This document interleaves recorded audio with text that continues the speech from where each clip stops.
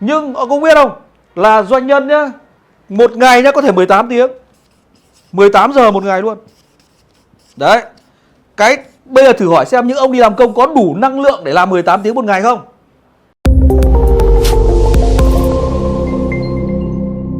Nó lại có cái 4 ô này. Đấy. Không phải tự nhiên có cái 4 ô này. Đây là làm công. Đấy, đi làm công. Được chưa? Và đây là tự doanh, gọi là tự làm thuê cho chính mình. Tự doanh. Ví dụ như là các bà tạp hóa này, các anh chị tự mở cửa hàng, tự kinh doanh. Mình là sếp, mình là chủ tịch hội đồng quản trị, mình là giám đốc điều hành, mình là bảo vệ, mình là nhân viên bán hàng, mình là kế toán. Gọi là làm tất all in one. Đấy, gọi là tự doanh. Được chưa? Đấy. Sau khi bắt đầu có công ty rồi thì trở thành doanh nhân. Đấy, doanh nhân. Ở đây là gì? Là có hệ thống nhân viên, nhân sự để hoạt động cho chúng ta. Mình chỉ là điều hành thôi. Mình đưa ra các cái quyết sách để phát triển thôi. Còn lại có hệ thống nhân viên, có hệ thống người làm. Đấy, rất nhiều này. Và lúc đấy mình là doanh nhân. Và đến cái level cao hơn, sau khi cái hoạt động kinh doanh này có tiền rồi, mình bắt đầu hoạt động sang hoạt động đầu tư. Đấy. Đấy, cho nên là nhìn thấy nó đi thế này cơ này.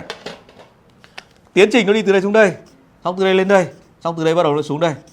Cho nên là như lúc nãy tôi nói cái câu chuyện lúc nãy, nếu như một cái bức tường thành cao như thế này thì giả sử như cái bước level này là level nhà đầu tư. Nhà đầu tư. Còn cái level đoạn này là level là đang đi làm công, đang đi làm công. Thì đoạn này ấy, để mà nhảy một phát từ đây lên đây ấy, thì rất khó đấy. Bởi vì nó có rất nhiều các cái thứ mà mình chưa bao giờ trải qua trong cuộc đời. Thứ nhất là có những cái rào cản về tiền bạc. Thứ hai là có những cái rào cản về tư duy. Cái thứ ba là có những cái rào cản về sức khỏe. Bởi vì cái sức khỏe của ông làm công không thể nào khỏe bằng ông là chủ doanh nghiệp được. Bởi vì các ông đi làm công ấy, ông có làm tốt đến mấy một ngày ông chỉ làm 10 giờ thôi, 10 tiếng một ngày thôi là kinh khủng lắm rồi. Là có thể là gì? Là bắt đầu là gom lại với nhau, tạo thành một cái nhóm, viết đơn đề nghị ký tá các thể loại, đi kiện người ta là ông này sử dụng quá quy định của luật lao động. Có thể 18 tiếng, 18 giờ một ngày luôn. Đấy. Cái bây giờ thử hỏi xem những ông đi làm công có đủ năng lượng để làm 18 tiếng một ngày không? Không có thằng nhân viên nào làm được cái giờ đấy cả. Chỉ có chủ doanh nghiệp mới làm được thôi. Cho nên là các ông chủ doanh nghiệp ông rất khỏe, năng lượng của ông rất cao, chính vì thế cho ông kiếm được nhiều tiền là đúng. Được không nào? Cho nên là để mà từ cái level này lên level này ấy, nó phải đi từ theo từng bước. Đấy. Ai cũng xuất phát từ đây. Bất kỳ ai cũng xuất phát từ đây.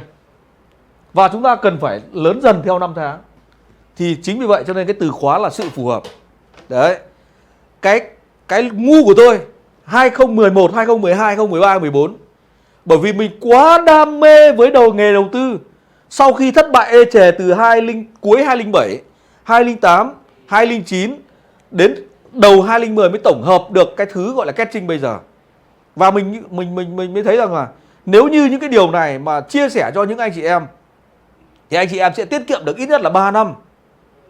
3 năm để mọi người không phải đau khổ như tôi là 3 năm đấy bị lỗ mất hơn 2 tỷ đồng. 2 tỷ đồng đấy các bạn tưởng tượng nó to như thế này này.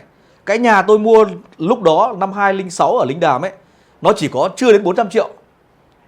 Năm 2006 tôi mua một cái lô đất ở Linh Đàm để tôi xây cái nhà mặt đất ấy, là nó chưa đến 400 triệu. Mà các bạn tưởng tượng là trong những năm tháng đấy bị lỗ đến tận hơn 2 tỷ đồng. Có cái là gì? Nó bằng tận những 5 lần cái ngôi nhà đấy. Các bạn tưởng tượng nó lớn như thế nào. 2 tỷ bây giờ nó quá bé đúng không nhỉ? Nó rất nhỏ. Nhưng mà cách đây hơn 10 năm trước nó rất lớn anh chị ạ. Đấy, cho nên là vì là lúc đấy là chưa phù hợp, cho nên là tôi mong muốn là tôi chia sẻ lại những cái con đường tôi đã đi qua, những cái thất bại con đường tôi đã đi qua, để mong muốn rằng ấy, là anh chị không phải vấp phải như thế nữa. Và tôi miễn phí luôn, tôi đào tạo miễn phí luôn. Đấy, miễn phí luôn. Được chưa? Đào tạo miễn phí luôn. Nhưng mà vì cái ngu của tôi ấy, là cái miễn phí này ấy, nó như thế này này. Nếu như bạn cho cái miễn phí này cho ông A thì ông ấy có thể ông ấy cầm, ông ấy nắm, ông rất rất là quý. Nhưng mà cho thằng B nó bảo cái này cái vớ vẩn, cái này nó cầm làm gì, bẩn tay. Đấy. Thì lúc đấy là tôi lại gì? Tôi mới lại cho tất cả các nhóm đối tượng đấy. Và làm cho là gì? Trong hàng trăm hàng nghìn người đấy chỉ có 10 người trân quý cái điều tôi nói thôi, hiểu được hết những cái điều tôi nói thôi. Bởi vì cái level năng lượng của họ khác với level năng lượng của mấy ông kia. Đấy. Và 10 cái ông đấy thì bây giờ có ông là giám đốc của một công ty chứng khoán. Đấy, 10 ông đấy có ông bây giờ là giám đốc của một ngân hàng, chi nhánh của một ngân hàng tỉnh. Có là đầu tiên lúc bạn ấy làm việc với tôi ấy, bạn ấy chỉ là phó phòng dịch vụ khách hàng doanh nghiệp thôi. Đấy, về tín dụng thôi. Và sau khi làm việc với tôi sau từng đấy thời gian, và đến khoảng đâu đó 2015 thì phải, là bạn đã lên làm giám đốc chi nhánh tỉnh của một ngân hàng rồi. Đấy, thì có cái là gì? Cái năng lực của 10 người đấy nó khác hoàn toàn so với cái đám kia. Cái 10 cái ông đấy nó khác biệt hoàn toàn so với cái đám đông ở đây. Đấy, bởi vì cái đám đông này đám đông không phù hợp. Đấy, không phù hợp. Cái đám này đám không phù hợp. Cho nên là có nhồi bằng nữa bằng mãi thì cái đám này nó cũng không thể nào mà khác được. Bởi vì là gì? Họ vẫn đang ở đây. Họ vẫn đang ở đây. Họ cần phải tiến hóa thêm một bậc, hai bậc nữa họ mới đến đây được. Đấy. Không phải tự dưng tôi có như ngày hôm nay. Lúc từ khi tôi còn là sinh viên thì tôi đã có những cái khởi nghiệp nhất định rồi. Đã rồi dùng chính cái nghề của tôi là nghề điện điện tử để tôi sửa chữa tivi, tôi mua đồ cũ tôi sửa lại cho nó chạy tôi bán rồi. Đấy, mua máy bơm hỏng cuốn lại để cho nó chạy bán rồi. Đấy là từ những năm 199X đến lúc mà ra trường năm 2002. Là lúc đấy là mình trong đầu mình nó đã có những khát khao. Đấy là lúc đấy là được gọi là tự doanh. Được chưa nào? Xong lúc ra trường thì tôi vừa làm tự doanh tôi lại vừa đi làm công. Làm công là lúc đấy là đi giáo viên là đi làm công. Và tôi tự doanh, tôi tự lập ra một đội ngũ, tự nhận việc về cho anh em, tự làm. Trong đó là mình là thợ cả, mình là điều khiển, mình là giám đốc, mình là vừa là làm tất, cộng với lại một vài nhân sự nữa, là tự doanh. Mình là thằng làm nhiều nhất. Sau bắt đầu cái doanh nghiệp đầu tiên này tôi phải đến tận 2007 tôi mới giác ngộ ra. 2007. Đấy, từ 2002 cho đến 2007 mất 5 năm nha anh em, 5 năm mới giác ngộ ra được. Và mới chuyển toàn bộ cái này, mình không làm cái này nữa, để cho các cụ kia làm, mình sẽ đi làm cái khác. Nhưng mà nhờ trong cái quá trình tự doanh này, cái quá trình này nó mới ra tiền. Đấy, nó mới ra đô. Đấy, ra đô thì bắt đầu mới rẽ nhánh một phần tiếp tục làm lĩnh vực kinh doanh tiếp, một phần là bắt đầu sang đầu tư. Đấy, chứ nó không phải tự nhiên nó có đâu, làm gì có lúc ban đầu ra trường còn xe máy còn chẳng có mà đi. Đấy, lúc đấy là lúc đấy là còn mấy thằng phải mang cái xe đạp đi cái xe đạp từ hồi sinh viên đấy, đi mang đi ra một đạp đi xin việc. Đấy, lúc đấy xe máy còn không có mà đi làm mất hơn 1 năm sau mới có tiền mua xe máy anh chị. Đấy, hơn 1 năm sau mới mua được cái xe máy 10 mấy triệu. Đấy, thế vậy là gì? Từ đây bắt đầu lên đến đây thì bắt đầu cái mức năng lượng của mình nó khác. Đấy, thì có là từ đây mình lên được đến đây rồi, xong từ đây bắt đầu lên được đến đây rồi, mất 5 năm bắt đầu level, bắt đầu mới chuyển dịch dần dần đến đây. Đến 2010 bắt đầu thành lập công ty thứ hai. Thì công ty thứ hai thật không may nó không thành công, mất 3 năm cắt lỗ. Đấy, kinh doanh chính cái ngành vàng bạc luôn, vàng bạc trang sức đá quý. Đấy, chế tác mua nguyên liệu vàng bạc về bắt đầu chế tác thành gọi là các loại trang sức. Đấy, đó, và lúc đấy bắt đầu định hình rõ hơn và thực sự trở thành doanh nhân là bắt đầu công ty thứ ba là công ty Vinmec bây giờ. Lúc đấy mình có đầy đủ các loại trải nghiệm, đầy đủ các cái thứ lưu từ hiểu biết về kế toán, hiểu biết về tài chính doanh nghiệp, hiểu biết về nhân sự, hiểu biết về marketing, hiểu biết về thị trường, hiểu biết về sản phẩm, tất tần tật. Sau từ 2002 khởi nghiệp thì đến 2015. Đấy, anh chị thấy con đường đi dài không? Đây, từ 2002 đến 2015 thì lúc này bắt đầu mới hiểu về doanh nghiệp, mới làm mới đúng. Còn trước này, cái công ty đầu tiên là mình làm tất cả, tự doanh, tự làm thuê cho mình. Tất nhiên cũng vẫn có công nhân, cũng có thợ các thứ, nhưng về cơ bản là mình là thằng làm nhiều nhất. Đấy, xong đến đoạn này bắt đầu level lên hơn tí, nhưng thực sự đến 2015 thì lúc đấy bắt đầu mới thấm nhuần cái tư duy của nhà doanh nghiệp. Thì lúc đấy bắt đầu vận hành mọi thứ nó khác biệt. Lúc đấy là gì? Trong một tổ chức cần có quy trình hóa, trong một tổ chức cần có phân vai, phân quyền, ai làm việc gì, thì lúc đấy bắt đầu thực sự bắt đầu rõ nét. Đấy, và từ đấy trở đi thì nó hoàn toàn khác biệt.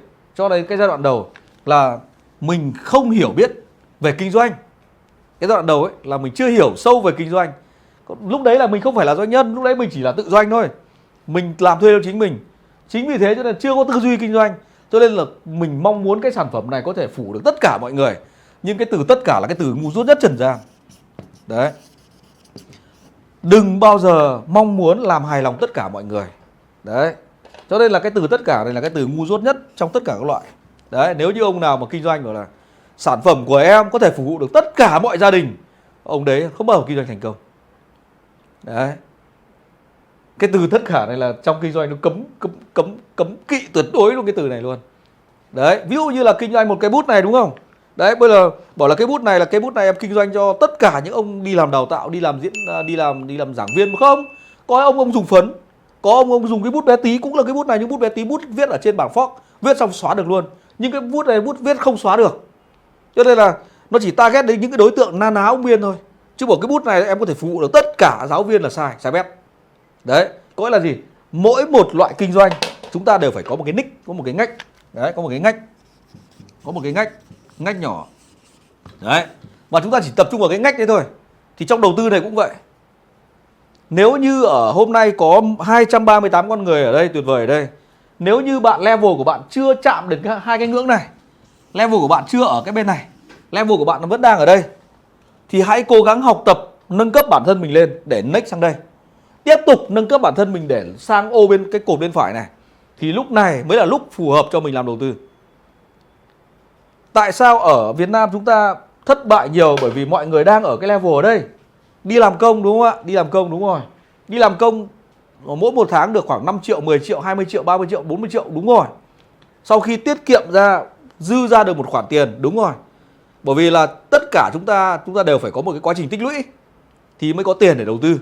Thì sau khi tích lũy xong, cứ tưởng rằng là cái tiền mình làm ra được ở trong cái công việc mình đi làm chuyên môn đấy, chuyên gia đấy, là mình làm ra được nó thì mình lái nó sang đây nó cũng thành công. Không phải đâu anh chị, không phải. Nếu mà sang đây mà có được thành công thì nó cũng chỉ là may mắn nhất thời thôi. Còn từ đây mà sang đây ấy, mà không cẩn thận ấy, là bao nhiêu năm tháng đi làm công, mất hết tiền ở đây luôn. Và sự thật năm 2015, 16, 17 là lúc thị trường crypto bắt đầu nó nổi lên ấy. Làn sóng thứ hai. Làn sóng thứ nhất là nó từ gần như bằng 0 đồng lên đến 1.000 đô la một Bitcoin. Xong bắt đầu nó lại xẹp xuống còn có mấy 100, 200 đô. Xong bắt đầu nó bắt đầu đến cuối 2015, 16 bắt đầu nó tăng trưởng trở lại. Đấy thì cái làn sóng thứ hai là cái tăng trưởng trở lại ấy. Thì lúc đấy tôi có mở một cái hội trường to lắm. Mỗi một lần mọi người đến có thể hàng trăm người vào nghe được tôi chia sẻ. Thì có một nhóm các bác cao tuổi, trên 65 tuổi. Vì là có một cậu ấy là đến nghe tôi chia sẻ. Thì cậu bảo là bố ơi, các bác ơi, các bố trước khi vào thị trường tài chính nên đến nghe cái thầy này thầy chia sẻ một buổi sáng.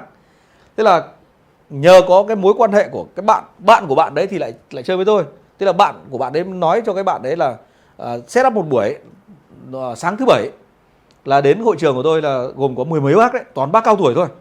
Thì là trước khi đến là tôi có lịch, thế tôi mới đặt một cái lịch ok, thế mời các bác đến đây chia sẻ. Thì tôi chia sẻ cho các bác ấy một buổi sáng. Từ lúc mà các bác ấy đến là các bác nhìn với con mắt là rất là hoài nghi, tất cả đều khoanh tay ngồi bàn này. Đấy.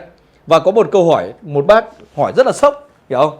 Bác ấy vì mình nhìn thấy mình trẻ, bác cứ nghĩ là đến gặp ông này chắc là phải râu tóc bạc phơ. Vừa vào cửa bác hỏi câu đầu tiên, bác hỏi: thế mày giàu chưa mày ơi? Ui thôi, thế theo anh chị trả lời nào? Có một bác trong cái đoàn mười mấy người đấy, vừa vào hội trường phát thì bác hỏi câu: thế mày giàu chưa mày ơi? Thế là tôi chỉ cười thôi. Lúc đấy bởi vì mình có giải thích đến giờ chăng nữa người ta chẳng biết mình là ai cả. Thế tôi cười thôi, bảo cháu mời bác vào trong này uống nước đã, từ từ cháu thưa chuyện với bác. Đấy, 2017 đấy. Sau đó là tôi vào pha âm trà rất ngon. Đặc điểm của tôi dùng cái gì nó cũng phải rất là tinh túy. Cà phê phải cà phê ngon mới uống. Trà hôm đấy là trà có cô bạn doanh nhân chơi với vợ tôi. Thế là không biết là vợ tôi mua hay là được cô biếu thì không biết. Tóm lại là trà được ướp trong một cái bông sen rất là ngon. Ướp trong bông sen. Xong bông sen ấy để trong ngăn, để trên ngăn đá của tủ lạnh. Xong bắt đầu là hôm nào uống thì bắt đầu bỏ bông sen ấy ra, đun nước lên, bắt đầu lấy một nhúm này pha vào uống, nó rất là thơm, nước nó xanh và uống nó cảm giác nó béo béo ngậy ngậy mà nó rất là ngọt, rất là tuyệt vời. Tôi hôm đấy tôi mang cái trà đấy ra tôi đãi khách là mười mấy bác cao tuổi đấy. Thì sau khi tôi nghe tôi chia sẻ về những các điều kiện cần thiết để bước vào đầu tư tài chính, lúc bắt đầu đâu đó khoảng là 9 giờ kém buổi sáng, đến độ khoảng 11 giờ trưa thì từ lúc bắt đầu mọi người các bác vào tư thế như thế này, quay tay này, thì bắt đầu cổ bắt đầu mềm dần ra, cổ bắt đầu mềm dần ra, bắt đầu cúi dần xuống, tay thay vì bó chặt như này thì mềm dần ra, cầm chè lên uống. Và cuối cùng tất cả các bác đều gọi tôi là thầy. Bảo không ạ, cháu xin phép, hôm nay là cháu là buổi chia sẻ, cháu là lớp con lớp cháu thôi. Cháu chỉ mong muốn rằng là gì, sau cái buổi ngày hôm nay các bác có thể giữ lại được cái phần tiền mà cả cuộc đời mình tích lũy. Bởi vì các bác đấy có bác làm là giáo viên, có bác là kỹ sư, có bác là bác sĩ. Tóm lại là một nhóm các bác ấy chơi với nhau, nghỉ hưu rồi. Thế vậy là có những người là cả cuộc đời tích góp vào đây được một món tiền. Thế là vào đầu tư vì không có kiến thức mà. Cho nên là có bác đã mất hết cái phần tích lũy đấy. Còn một số bác thì là may quá, có thằng em đấy là con của một trong số các bác đấy, mời các bác ấy đến. Thế là sau cái buổi đấy bác bảo thôi rồi, thôi bác lại về, bác lại cất cái tiền này đi, bác không vào đây nữa. Và sau đấy khoảng 4 hay 5 tháng sau gì đấy thì cái dự án tài chính kia nó sập. Thế là lại một buổi sáng như thế nữa, nhưng bây giờ khác rồi. Đến gọi là đặt lịch từ xa, chào bằng thầy Biên hẳn hoi. Không phải trà tôi uống nữa, mà một trong số bác đấy mang rượu vang đến mời. Bởi vì nếu như mà các bác không nghe tôi thì toàn bộ cái tiền đấy mất tất. Đấy, cả cuộc đời tích lũy. Có đáng tiếc không? Đúng không nhỉ? Đấy, và hôm đấy là có một bác ấy làm trước, bác ấy đã từng làm là nhập rượu vang ở Pháp về Việt Nam. Bác ấy mang đến một chai bật luôn tại chỗ, mời cả nhà uống. Cộng với lại biếu tôi một chai, rất là long trọng. Và sau đó bác ấy trở thành đối tác của Vinmec từ 2017 đến giờ. Rất là tuyệt vời luôn. Đấy, trở thành đối tác. Đấy, thế vậy là cái câu chuyện giữa công việc làm công như thế này nó phải thỏa mãn một vài cái điều kiện. Cho nên là nếu bảo là tất cả là không bao giờ phù hợp. Đấy, nó chỉ có một nhóm người thôi, trong cái nhóm người này thôi là phù hợp thôi. Đấy, anh chị lưu ý chỗ này nhá.